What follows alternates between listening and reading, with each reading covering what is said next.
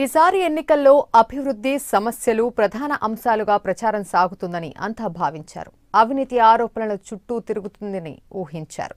దేశవ్యాప్తంగా అదే రీతిలో సాగుతున్న యూపీలో పరిస్థితి అందుకు పూర్తి భిన్నంగా ఉంది. ఇక్కడ ప్రధాన పార్టీల నేతల ప్రచారం మత విద్వేషాలను రెచ్చగొట్టేలా సాగుతోంది. ఈసీ పెద్దగా పట్టించుకోకపోయినా సుప్రీంకోర్టు మాత్రం కొరడా జులిపించింది.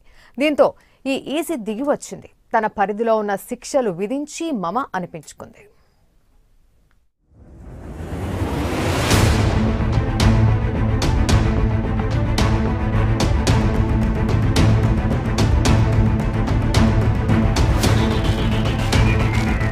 యూపీలో రాజకీయ పార్టీల మధ్య మాటల యుద్ధం. మతాన్ని రాజకీయంతో ముడిపెడుతున్న నేతలు.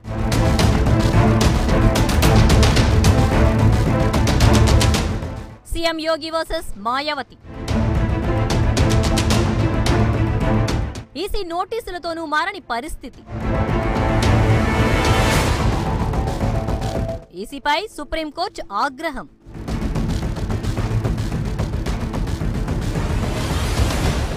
యోగి మాయావతి ప్రచారాలపై నిషేధం.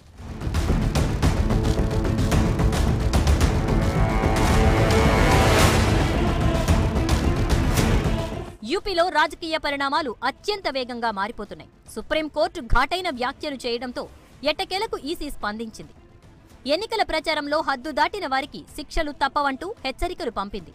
సుప్రీంకోర్టు అక్షింతలు వేసిన తరువాత ఈసీ వారిద్దరిపై చర్యలు తీసుకుంది.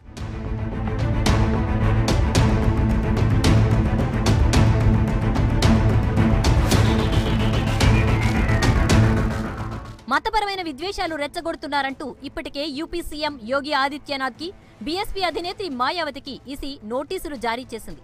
అయినా వారి తీరు మారలేదు. విషయం సుప్రీంకోర్టు వరకు వెళ్లింది. సుప్రీంకోర్టు ఈసీకి చివాట్లు పెట్టింది. నిబంధనల్ని ఉల్లంఘిస్తున్న వారిపై ఎందుకు చర్యలు తీసుకోవటం లేదు, ఇవి ఈసీ వైఫల్యమే అంటూ ఘాటైన వ్యాఖ్యలు చేసింది.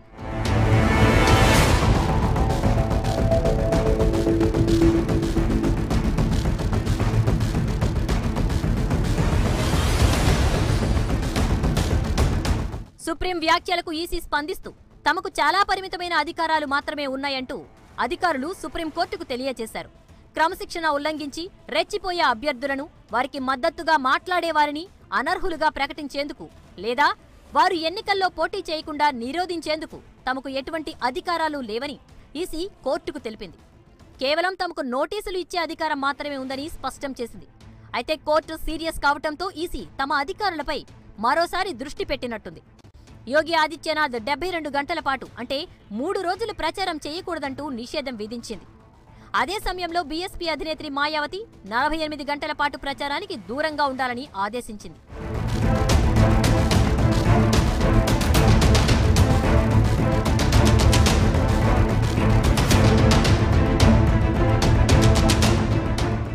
ఈ ఎన్నికల్లో యూపీకి సంబంధించి మతపరమైన విద్వేషాలతో కూడిన ప్రచారం జోరుగా నడుస్తోంది. బీజేపీ, బీఎస్పీ నేతలు ఈ విషయంలో ఒకరితో ఒకరు పోటీ పడుతున్నారు.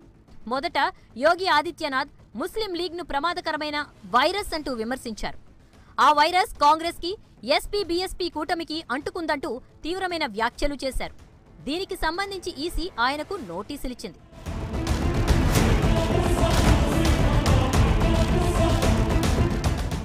కొద్ది రోజుల క్రితం మాయావతి ముస్లింలంతా తమకే ఓటు వేయాలన్నారు. బీజేపీకి వేయొద్దు అంటూ ప్రచారం చేసి యోగిని కవ్వించారు. आप लोगों को मैं ये सावधान करना चाहती हूँ, मुस्लिम समाज के लोगों को मैं ये बताना चाहती हूँ, आप लोगों को अपना वोट बांटना नहीं है. అసలే కాషాయ సాధువు, మరి యోగి ఊరుకుంటారా? మాయావతికి చురకలు వేసే ప్రయత్నం చేశారు. మిగతా ఓట్లన్నీ మాకే వస్తాయి అంటూ కామెంట్ చేశారు.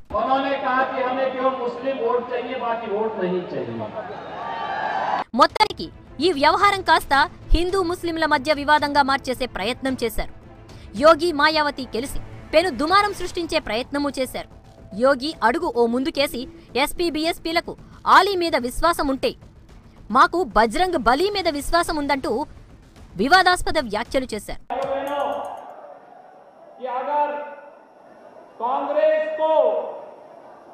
अली पर सपा बसपा को अली पर विश्वास है, हमें भी बजरंग बली पर विश्वास है। దీనికి మాయావతి కౌంటర్ ఇచ్చారు. అలీ, బజరంగ్ బలి ఇద్దరూ మావాళ్లే, మొత్తం ఓట్లన్నీ మావే అంటూ చురకలు వేసే ప్రయత్నం చేశారు. मैं उत्तर प्रदेश के मुख्यमंत्री योगी को इनकी इस बात का जरूर जवाब देना चाहूंगी, जो इन्होंने हमारे गठबंधन के बारे में इशारा करते हुए ये कहा है कि यदि इनके अली हैं तो हमारे बजरंग बली हैं, ये कहा है। लेकिन इस संबंध में मैं इनको ये कहना चाहती हूँ कि हमारे अली भी हैं और बजरंग बली भी हैं, अर्थात हमारे ये दोनों अपने ही हैं और इन दोनों में से कोई भी गैर नहीं। గత కొద్ది రోజులుగా ఈ మాటల యుద్ధం ముదిరిపోవటం, ఈసీ నోటీసులను సైతం ఆ ఇద్దరు పట్టించుకోకపోవడంతో కొందరు సుప్రీంకోర్టులో కేసు వేశారు. ఈ వ్యవహారంలో ఈసీ తీరును సుప్రీంకోర్టు తీవ్రంగా తప్పుబట్టింది.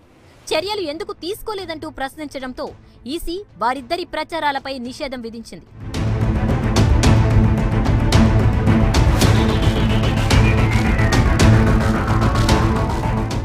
ఇటువంటి శిక్షలు సరిపోవని, మత విద్వేషాలు రెచ్చగొట్టేలా ప్రచారాలు చేసే చట్టసభల సభ్యత్వాన్ని రద్దు చేయాలని, భవిష్యత్తులో ఎన్నికల్లో పోటీ చేయకుండా నిషేధం విధించాలని కొందరు విశ్లేషకులు సూచిస్తున్నారు. అయితే అది చట్టంగా తీసుకురావాల్సి ఉంటుంది. అటువంటి చట్టం చేయడానికి రాజకీయ పార్టీలు ముందుకొస్తాయా అన్నదే ఇప్పుడు పెద్ద ప్రశ్న.